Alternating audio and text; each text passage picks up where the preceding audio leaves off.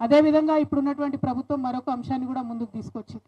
ప్రతి సంవత్సరం 20,000 కోట్లు బీసీలకు బడ్జెట్ ఇస్తాము, బీసీ వెల్ఫేర్ మినిస్ట్రీకి బడ్జెట్ ఇస్తామని చెప్పారు. తక్షణమే ఈ సంవత్సరం, ఎందుకంటే ఫిబ్రవరి 8వ తారీఖు నుండి అసెంబ్లీ ఉంది, ఈ అసెంబ్లీలో బడ్జెట్ కూడా ప్రవేశపెట్టబోతా ఉన్నారు. కాబట్టి ఇప్పుడు ప్రవేశపెట్టేటటువంటి బడ్జెట్ 2024-25 సంవత్సరానికి ప్రవేశపెట్టే బడ్జెట్లో 20,000 కోట్లు బీసీ వెల్ఫేర్ మినిస్ట్రీకి, బీసీల యొక్క అభ్యున్నతి కోసం మరి కేటాయింపులు చేయవలసిందిగా డిమాండ్ చేస్తూ ఉన్నాం.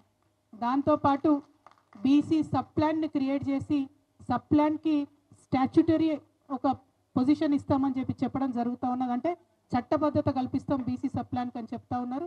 దాన్ని కూడా తక్షణమే ఈ ప్రభుత్వం టేకప్ చేయాలని చెప్తా ఉన్నాం. మనం బీసీలు అంటే ఎంబీసీలుగా కూడా మనం ఉంటాం. కొన్ని కమ్యూనిటీస్ ఎంబీసీలుగా మోస్ట్ బ్యాక్వర్డ్ కమ్యూనిటీస్ ఉంటాయి. ఈ ఇప్పుడున్నటువంటి ప్రభుత్వం మోస్ట్ బ్యాక్వర్డ్ కమ్యూనిటీస్ కోసం ఒక మినిస్ట్రీ సపరేట్గా ఏర్పాటు చేస్తామని చెప్పినారు. మరి తప్పకుండా ఎంబీసీ మినిస్ట్రీని కూడా, శాఖను కూడా త్వరలో ఏర్పాటు చేయాలని చెప్పి ఈ ప్రభుత్వాన్ని మేము డిమాండ్ చేస్తూ ఉన్నాం.